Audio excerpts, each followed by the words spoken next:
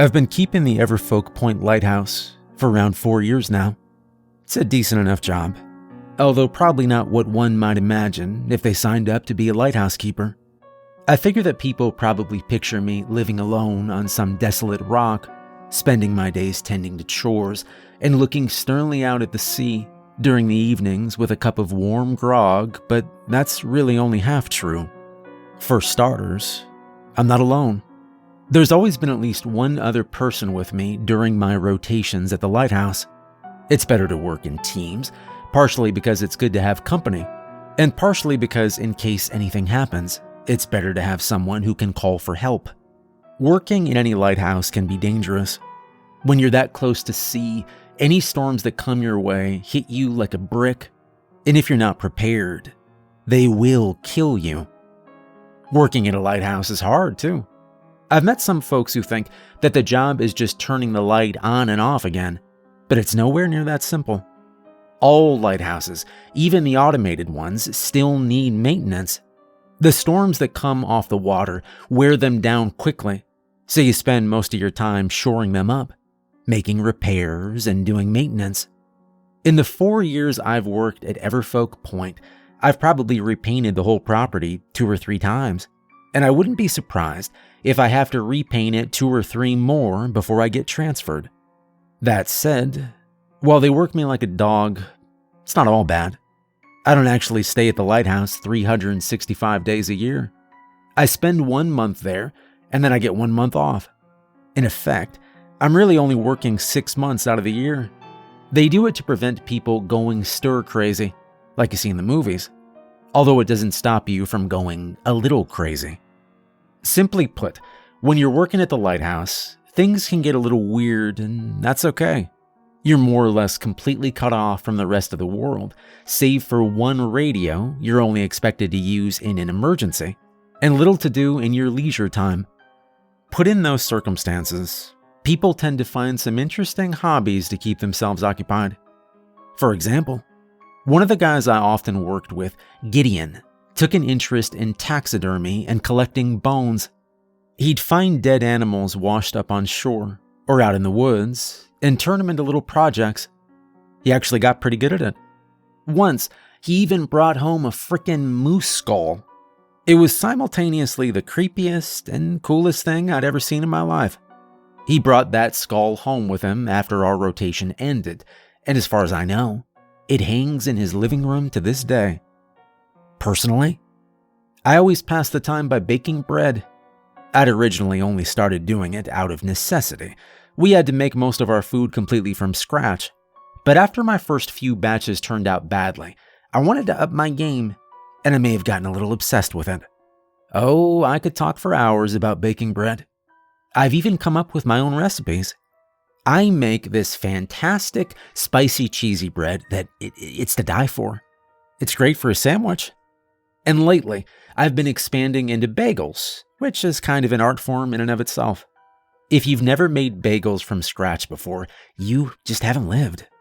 A real homemade bagel makes the stuff you get at the grocery store look like a sad joke. One taste of the real thing, and you'll never be able to go back. But there I go getting all carried away. I didn't sit down to talk about bread. That's not really what's on my mind tonight. No. See, I got back from my last rotation about 3 days ago, but I've had this particular incident on my mind for about 2 weeks now. I really don't know what to make of it. I've filed the relevant reports, of course, and as far as I know, the situation is technically resolved, but that hasn't given me much in the way of closure. I suppose I'm hoping that by sharing it here and putting it out into the world, that will change.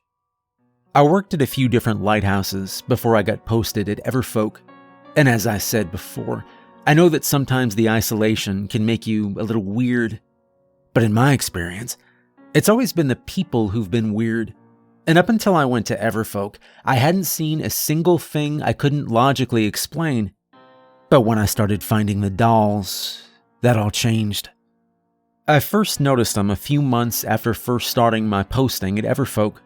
It'd been a quiet Sunday morning, and I'd been going down the beach to do some fishing, when I saw one. I'd initially figured it was just garbage. We saw plenty of it washed up on the rocky beach. Usually, I'd just pick it up and get rid of it. But as I went to grab it, I noticed the puffy cheeks and squashed nose. As I looked down at the face, it clicked that I was looking at the face of a baby, and I felt a brief stab of panic before realizing that this thankfully wasn't the corpse of an actual baby. It was just a doll. It was worn down by the elements. Yes, and it sure as heck looked like it'd seen better days, but it was just an ordinary baby doll. Well, mostly ordinary. When I picked it up to inspect it, I couldn't help but notice that somebody had gone through the effort of putting actual baby clothes on it. This stuff looked handmade. Honestly, the sight of it kind of broke my heart. Once upon a time, somebody must have really loved this doll, and it was a little tragic to find it washed up on some faraway shore. The idea of just casually throwing it out didn't really appeal to me. Call me sentimental, but hurling something that well loved into the trash just felt wrong. So I kept it. And as I went down to my usual fishing spot, I carried it with me so it would dry and not soak the contents of my backpack. I guess I'd wondered if maybe I could somehow find its owner. The internet's a big place. Maybe if I posted it when I got back home, I could reunite it with whoever the original owner was. Even if they didn't want the doll back, it was in pretty rough shape. The clothes could probably still be salvaged. "That's gotta be the creepiest thing I've ever seen," said the girl I'd been working with back during my first rotation at the Lighthouse. Her name was Ashley, and she'd been there for 2 years longer than I had. "Oh, come on. Look at his little coat. It's kinda cute," I'd replied. Ashley had just grimaced. "It's still got weeds tangled in it," she said. "And look at the eyes, the paint's faded off." Give him a little TLC and he'll be right as rain," I said, although Ashley didn't seem convinced. She just stared mistrustfully at the doll, inspecting it without daring to put her hands on it. I was busy preparing that day's catch for dinner, and Ashley reached over to take one of the wooden spoons we used for cooking so she could use the handle to turn the doll over. "Look at the teeth marks on it, too. Something's been chewing on this," she noted. "They're battle scars," I said. "No fun going on an ordeal like this without some battle scars, right? And besides, I always thought flaws like that gave something a little bit of personality." Again, Ashley just huffed. "There's some cracks on the back of the head," she noted. "I saw some coyotes down by the beach the other day," I said. "Maybe they thought it was food. I'll glue it and patch it up, then see if I can't find the original owner. I'll bet some kid probably wants this back." "You are aware that this thing's probably been floating out at sea for years, right?" she asked. Again, I just shrugged. "Well, maybe I'll just make some random woman's day then," I said. And that was that. True to my word, I did post some photos of the doll I'd found online when my rotation ended, although I never heard anything back about it. A few people commented on just how creepy the doll was, but I didn't really pay them much mind. It was an abandoned doll that had washed up on a remote beach in Labrador. Of course, it was doomed to be a little bit creepy. But I was hoping that somebody would claim it all the same, and when nobody did, I still kept the doll, putting it on the desk of my apartment just in case. It still felt wrong to just throw it out after all. I found the next doll about 4 months later, during one of my winter rotations. I was working with Ashley again, and we'd been trying to shore up the lighthouse against an oncoming blizzard that was due to hit us that night. The winds were pretty strong that day, and had already torn down some shingles off the shack where the foghorn was kept. It'd blown them down towards the beach, and I'd gone down to collect them. We couldn't fix the shed until after the storm, obviously. Just being too close to the foghorn would have shattered your eardrums. Even from down on the beach, the periodic drone from the horn made my entire body shake. Even in the cabin, we had to time our conversations around it, lest it interrupt us. But I figured it was better to at least have the shingles so we could do the repairs later, and while I was collecting them, I noticed another shape lodged between some of the rocks. This doll was in much worse shape than the last one. In fact, I didn't even realize it was a doll at first. The head was completely missing, and the body was tattered to the point where I could see the bendable joints inside. This one was past saving, but I still brought it with me, if for no other reason than to get it off the beach. After I'd finished up outside, I came in to find Ashley drinking a cup of hot chocolate in our kitchen, sitting comfortably under a strained glass mural of a ship she'd painted. "Made you a cup," she said, gesturing to a steaming hot cup of cocoa on the table beside her, before noticing the tattered doll in my hand. "Oh God, not another one." "I found it down on the beach," I said. You gonna fix this one up too?" I looked down at the broken doll before shaking my head. "Too busted," I said, before deciding that this one needed to go in the trash. "So that's 2 now?" she asked, pausing to wait for the foghorn to sound before continuing. "Is this gonna be a thing with you?" She only seemed to be half joking.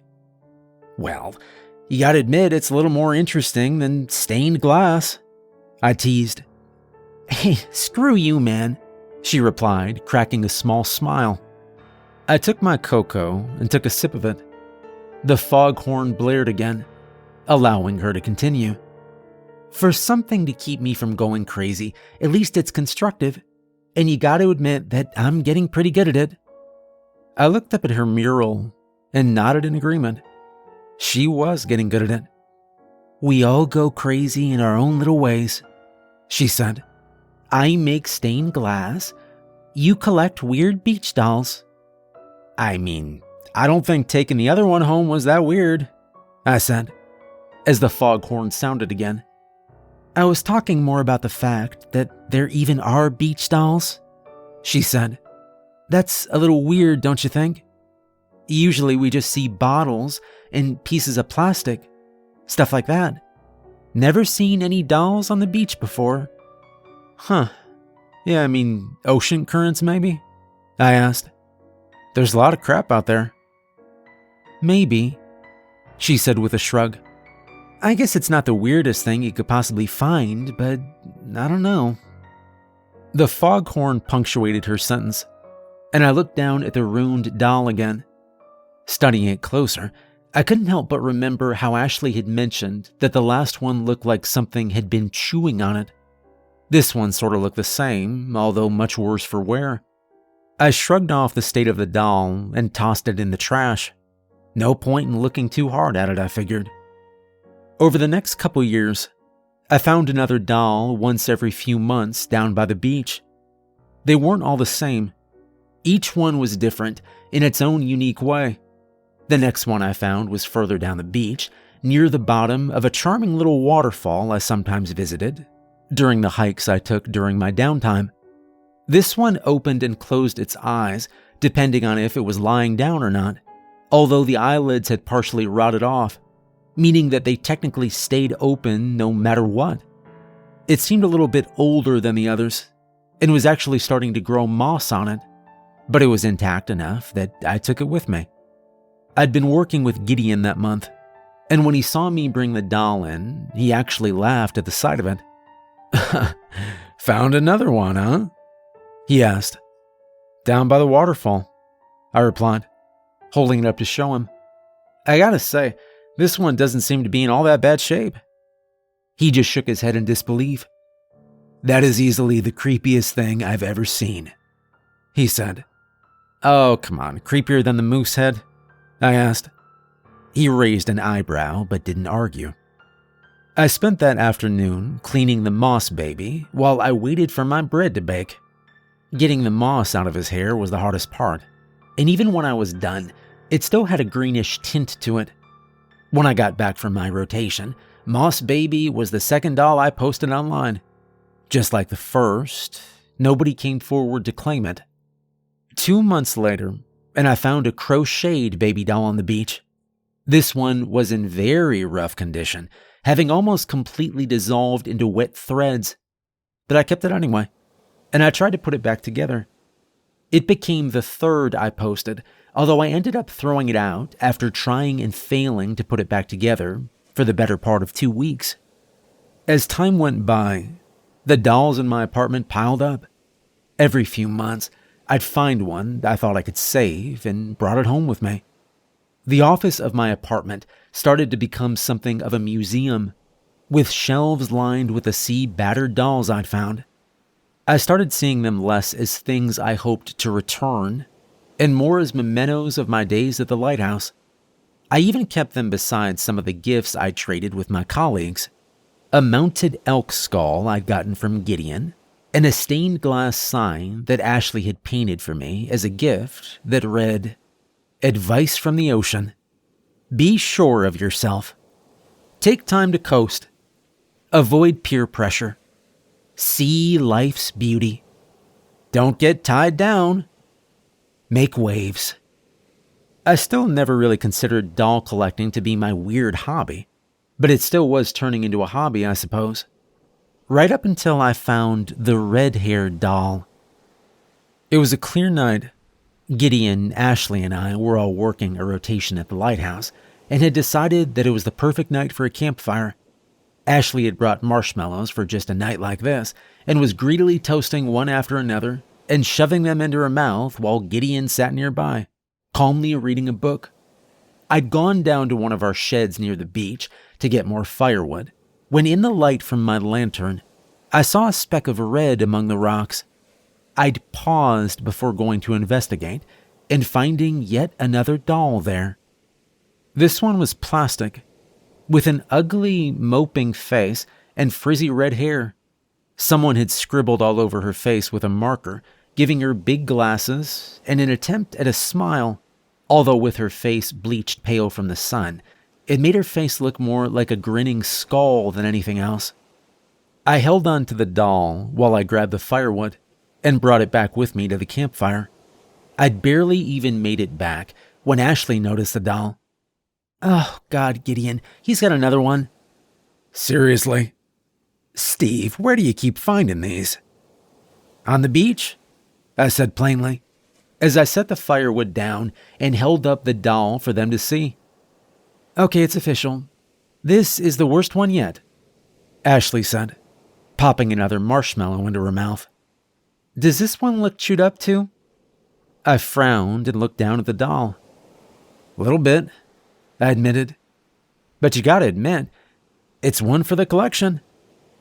"Oh, so now it's a collection," Gideon said. "You know, the first step is admitting that you've got a problem." "That's what you did with your deer heads?" I teased. "It's not a problem, it's art," he replied. "All right, keep telling yourself that, buddy."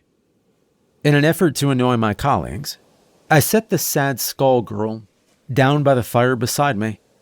Ashley just shook her head and smoothed back her long brown hair before sitting back and reaching for another marshmallow. "Did anyone ever claim any of those dolls you've been collecting?" she asked. "Nah, they're sitting on a shelf at home," I said. "There's a shelf now?" Gideon asked. "My dude, how many of these things do you have?" "I don't know. 7, 8 now, I guess." He just shook his head. "Crazy." "Hey, I still got them up online," I said. "Maybe one day someone will claim one." I had no idea how prophetic those words would turn out to be. I posted Sad Skull Girl to the usual places, asking if she belonged to anyone, but I never expected to get a response. First time for everything, I guess. I woke up around a week after I'd posted her to an email from a woman named Lily Thompson that read as follows. "Mr. Lawson, a friend of mine has shown me the doll you posted to social media recently, and I regret to inform you that I do recognize it. I have a close friend, Donald Trantham, whose granddaughter owned a doll identical to the one you shared. A doll who was with her at the time of her disappearance last year. Please, Mr. Lawson, can you reach out to the St. John's police? Show them what you found. Donald is a dear friend of mine. He and his family have suffered greatly from their loss, and I want nothing more than to see them receive some closure. Yours, Lily Thompson. I think it goes without saying that reading that email sent a chill through me. The markings on the doll were distinct. While I was sure that identical dolls existed out there, none of them would have had a face like Sad Skull Girl. Someone had drawn on her, tried to change her face, tried to make her smile. And that someone had been missing for over a year now. Obviously, I reached out to the St. John's police. I sent them photos of a doll I'd found, along with Lily Thompson's email. Then around 3 days later, I had the police knocking at my door. I answered their questions, told them where I'd found the doll, and even mentioned that Gideon and Ashley had been with me when I'd found it. I even showed them some of the other dolls I'd found, washed up along the shore, and let the police photograph them.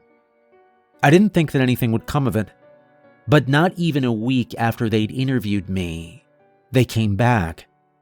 6 of the 7 dolls I'd found had been connected to children who'd gone missing in the past 5 years. The police took them as evidence, brought me in for questioning, and I told them everything. They even brought in Gideon and Ashley to confirm my stories, since they'd been with me when I'd found a couple of the dolls. Ultimately, I wasn't arrested. My story stood up to every question they asked, but I was still shaken down to my core. All of those dolls, the ones whose owners I couldn't find, were mementos from some missing child, and I couldn't deny what that probably meant. It was a few days after the police questioned me that Ashley invited me out for coffee. We didn't live in the same city, but she'd come down to talk to the police and figured she'd check on me while I was there. All those kids, I said, staring lifelessly down into my cup. And what about the dolls I didn't save, How many more? Hey, you had no way of knowing, she said, putting a reassuring hand over mine. And you were trying to do the right thing posting those dolls, trying to see if anyone recognized them. If you hadn't been doing that, then those parents wouldn't have heard anything at all. The police wouldn't know where to look for... She trailed off, not wanting to finish that sentence. But I didn't see any point in trying to spare my own feelings. Look for the bodies, I said. I wasn't stupid. I knew what the abandoned dolls probably meant. Ashley gave a grim nod. You did what you could, she said. That's all any of us can do. Yeah, I guess, I said softly, although I couldn't help but feel like it wasn't enough. Then again, what would be enough? And look on the bright side, you're not a suspect anymore, so there's that. She tried to force a smile, but it seemed hollow. Yeah, and whoever the hell's been doing all this is still out there, I said. I never saw anywhere the dolls could have come from. I never... All I was able to tell the police was that it wasn't me. Ashley's fake smile faded. She shifted uncomfortably. What? I asked. And she sighed. Okay, well, that might not be entirely true. When I was talking to the police, they asked me if I saw anything strange out at the Lighthouse over the past few years. Something that might be connected to the dolls, and I don't know, maybe it was nothing, but I remembered something. Okay, so it could be nothing, Ashley continued. I mean, it's probably nothing. But every now and then, I saw this boat out on the water. It wasn't all that big, gunmetal gray, kind of boxy looking. I usually saw it early in the morning. It only really popped up once every month or so, but it was out there pretty frequently. And, look, maybe I'm just making a connection that isn't really there, but sometimes I thought I saw him throwing something into the water. I always figured that the guy was just out there fishing, but with this stuff about the dolls, You think it was him? I asked. I don't know, Ashley said. But the police asked me if I remembered anything, and that's what I remembered. She took a sip of her coffee, her brow furrowed as she did. Maybe it's nothing. And maybe it was. I hoped it might be. When it was time to rotate back to the lighthouse, I was almost afraid to go. I was even more afraid that Ashley and Gideon wouldn't be there with me. But they were. Our first few days back were quiet and almost blissfully uneventful. We did our maintenance, we tended the light, and we kept to ourselves. In the evenings, I baked bread while Gideon read and Ashley worked on her latest stained glass project. And if any of us ever needed to go down to the beach, I let one of them do it. I didn't think I could handle finding another doll, knowing what it would probably mean. For 2 weeks, we just sort of existed, until the morning where Ashley saw the boat again. I'd been asleep when I heard her yelling and coming down the stairs. Gideon, Steve, get on the radio. I sat up, groggy and only half conscious, as she burst into my bedroom. What's going on? I asked. The boat, she replied, a grave look in her eye, and it took me a moment to realize what she meant. Gideon had just barely poked his head out of his bedroom when I ran out. Ashley was already heading back out the door, a pair of binoculars in hand, while I got on the radio to call the Coast Guard. I saw Gideon barreling down the stairs past me, running out the door after Ashley to watch the boat. This is Everfolk Point Lighthouse, I said into the radio, calling in regarding a suspicious watercraft. I told him everything, before switching out with Gideon when he came back inside, so I could see the boat for myself. The gunmetal gray boat sat below the rocky cliffs in the distance, although it already seemed to be moving away. Ashley offered me the binoculars and I took them, staring out at the distant boat. Behind the wheel, I could see a man. He looked to be somewhere in his 40s, with a thin scuff and dead eyes. He stared vacantly ahead, not even noticing us as he passed. I noted every detail of his face, knowing that I may need to identify him again. He'd made it a good distance away from the cliffs when we saw the Coast Guard ships arriving and they boarded him. I felt a quiet sense of relief wash over me. If this was the man, then they'd gotten him. We heard nothing from the Coast Guard or the police over the next few days. Although once my rotation ended and I made it back home, I heard plenty, both on the local news and through a friend of mine who'd married a cop. The man on that boat was identified as Brian Ligon. Apparently, he lived in a small cottage outside of a town several kilometers down the coast from our lighthouse. And while they found no bodies in that cottage, they clearly found enough to arrest him. The way I heard it, guy was completely nuts, my friend said. Soon as they booked him, he'd started screaming and ranting about how he had to kill those kids. How he was actually a good person and he had to feed something. This is why I never ask about these things. It just makes me sad. Well, I appreciate you asking for me, I said. My friend took a sip of coffee, giving a frustrated sigh. Supposedly he was throwing those dolls into the ocean because he believed their souls lived inside of them and were feeding something in the water or something like that. Either way, it's crazy. Yeah, crazy, I agreed. Although my mind wandered back to the teeth marks I'd seen on some of the dolls. I tried not to think too hard about that. I read somewhere that Ligon was found dead in his cell the other night, and I can't pretend that I don't find the news of his death a little relieving.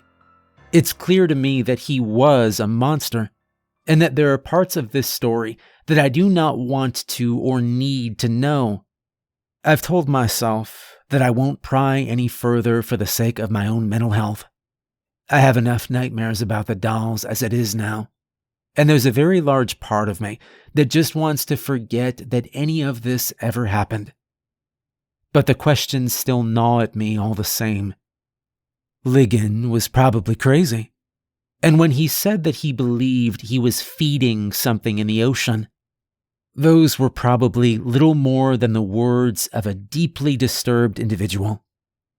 But I can't forget the teeth marks I saw in the plastic flesh of some of those dolls. I know it's probably nothing. Logically, I mean it has to be nothing. But as I sit here tonight, staring at the only doll I have left, the first one I took from the beach, I can't help but look at those old scars in her flesh and wonder